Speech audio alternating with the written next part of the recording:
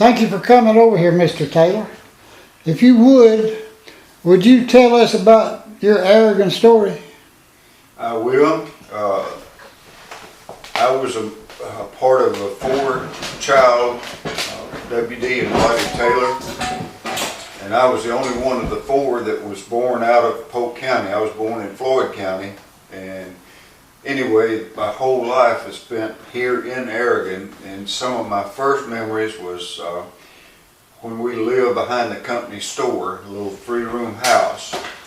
Most people don't realize that the number of people can live in a smaller place like that, but we had, my sisters had a double bed, my brothers had a double bed in one room, and of course Mother and Daddy had their bedroom and had a kitchen.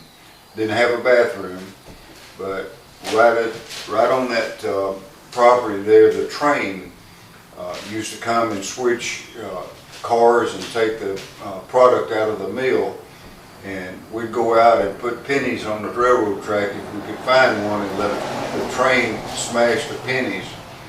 And the store, Mr. Brumlow, Tom Brumlow, he used to take us in over there when we went in and Mom and Daddy was with us, and he'd give us chocolate ice cream and laugh because he wanted that chocolate ice cream to get on us and make Mama have to wash us up.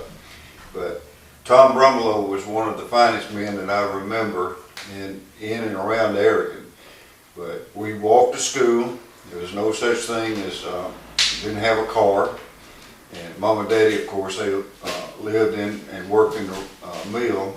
And one of the memories that I have living there was the American Legion over on the highway was burning up.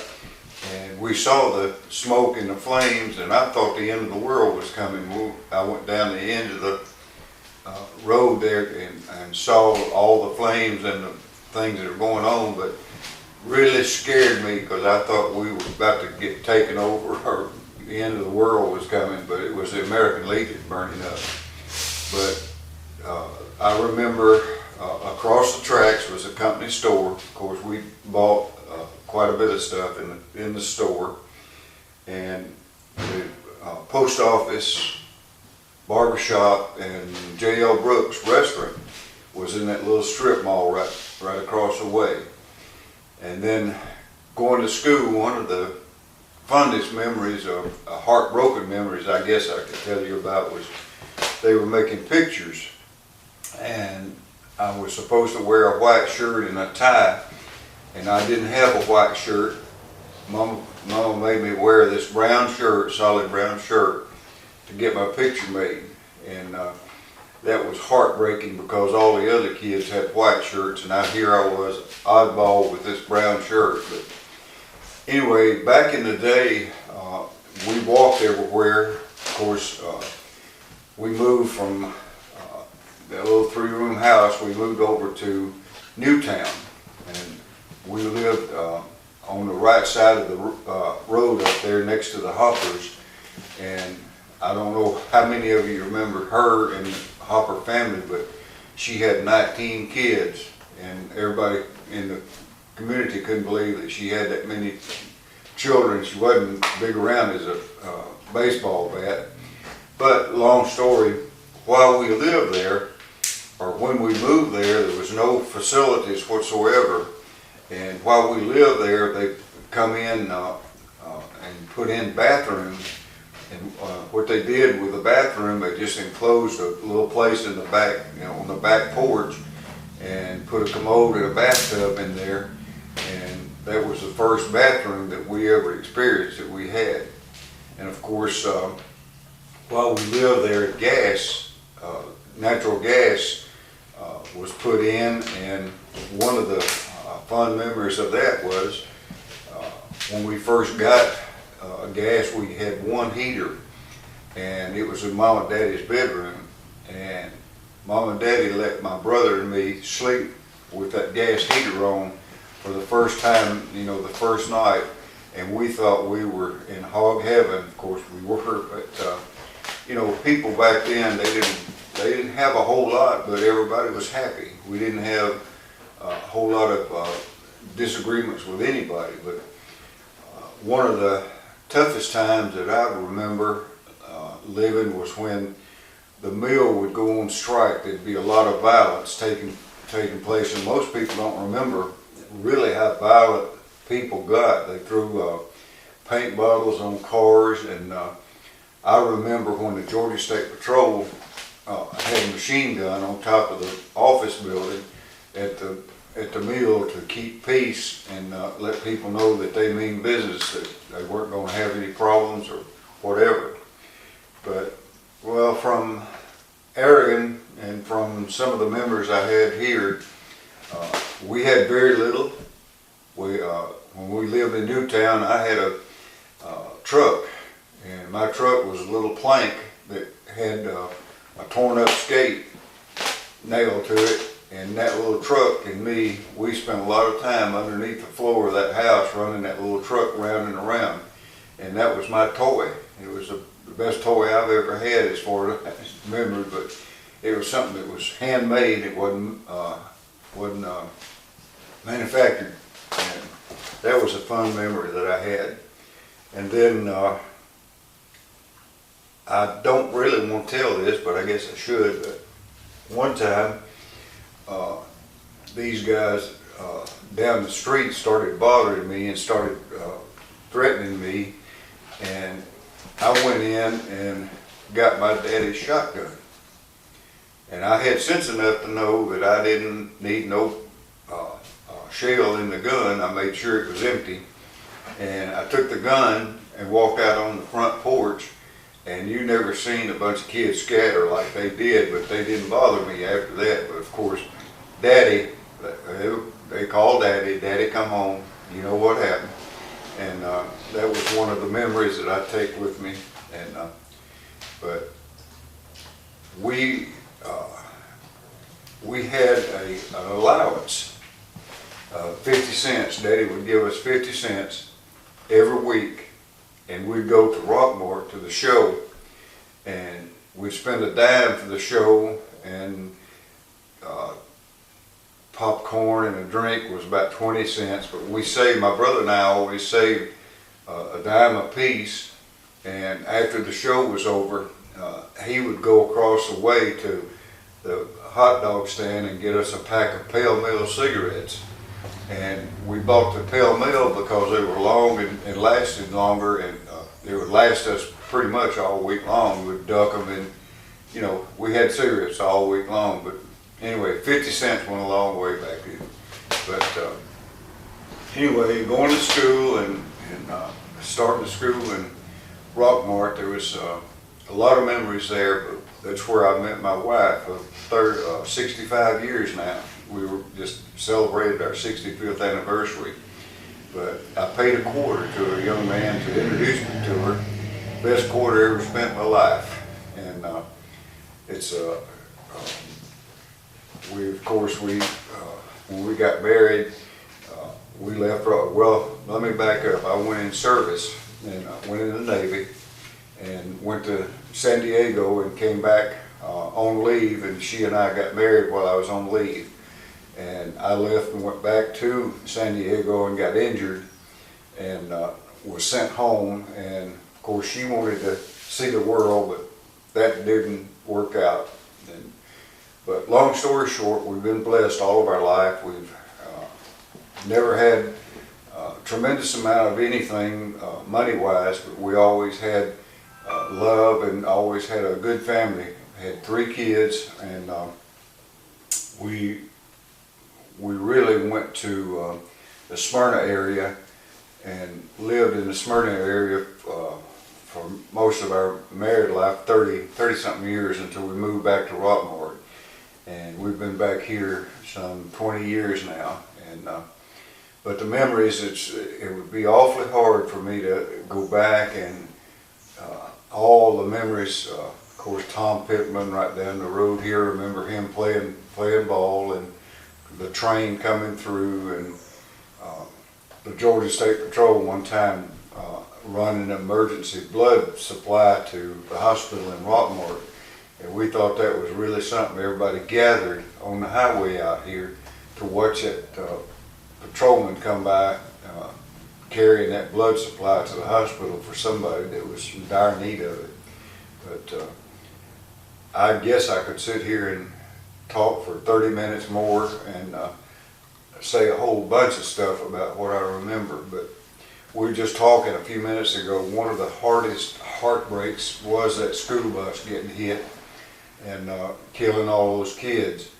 And I can't remember exactly. I think 4 of the kids were part of our family, Williams family, and it was hard to really comprehend that that could really happen, but it did. And that was a memory that I don't ever get out of my mind. When I think about it, I can remember it as if it was yesterday. But you know, back in that day, I want to say these things. Back in that day, we could go anywhere we wanted to go. We didn't fear anybody bothering us or any kind of crime. There was no crime hardly. I guess I could back up and say one of the scariest things that I remember was killed his wife, and that was right down the street here, not very far. And that was one of the memories that I carry with me that I won't ever forget. It scared us really something. But and then I was a member of the first Little League ball team that was in Aragon. It was they started out with 4 teams. We had 2 in Aragon, 2 in Rockmart, and I was the catcher in the Yanks. And we would play ball, and I guess that was a highlight of entertainment that we had. But back in those days, I could go anywhere. I used to hitchhike to Atlanta at the drop of a dime, and the memories that I have going to Atlanta to see my grandmother and granddaddy, one of the things I could tell you, I can remember when Delta Airlines had 5 airplanes, and they'd let us go out at the hangar and go on the airplanes and go up in the pilot compartments. And you know, it was not anything that was so restricted as it is now, but the way that things have progressed through the years is almost unbelievable. But it's all there that people don't realize how good life could be if they could go back and live the way we live, not worrying about anything. But one of the greatest highlights, I guess, that I'll ever remember in my lifetime, and one of the, I guess it just filled me, was when my father died. My mother was looking and watching a picture on TV, and anyway, it was about over, and she got up and told Daddy that she was going to go next door to visit my mother, my sister, I'm sorry. And anyway, she got up to go and visit, and he took his blanket. He had his blanket. He went, took a nap. But anyway, he went in the back room and laid down, and Mama turned around 2 or 3 times, and she got ready to go out next door to my sister's house, and she looked in on him, and just that quick and that without any sound or anything, he had a heart attack and died.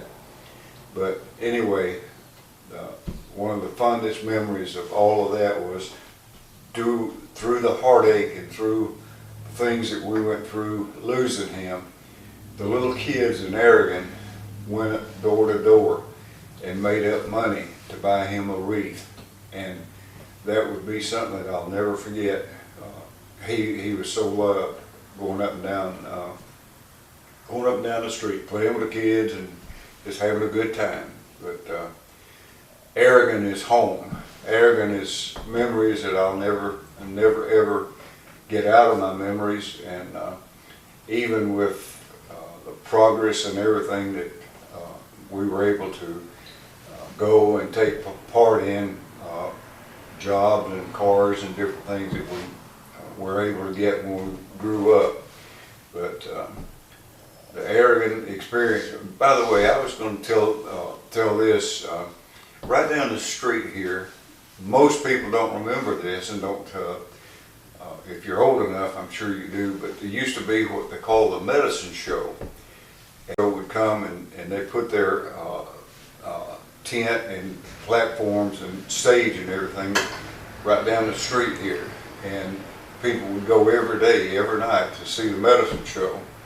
And they would sell medicine that was supposed to take care of every need that a person ever had if they were sick.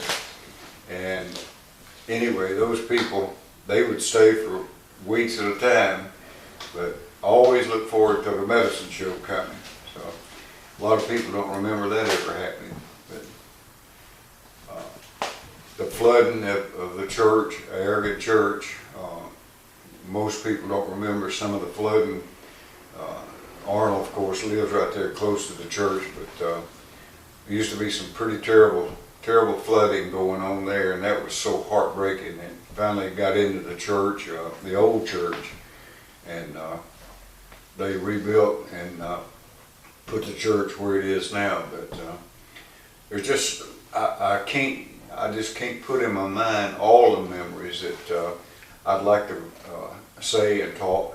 But one of the things that I'd like to just bring was my mother. I never knew, and I still don't know, but my mother was sick, and my daddy took my brother and myself and my little sister out to my Aunt Bet's house on what's Prospect, right off Prospect Road, and we stayed out there for about 2 weeks, and I remember very distinctly how sad I was because I wanted my mama, and I wanted to see my mama, but I couldn't. And I remember as if it was today when she came with Daddy to get us, and she gathered up our kids and we went home. But pretty much, Arnold, that's a synopsis. I've got so many memories, I can't remember everything, but I would not take nothing for my experience and for my raising and the way that I grew up and my participation in this community. Thank you, James. I appreciate you taking the time to tell your story. Yes, sir. And thank you for allowing me to do that.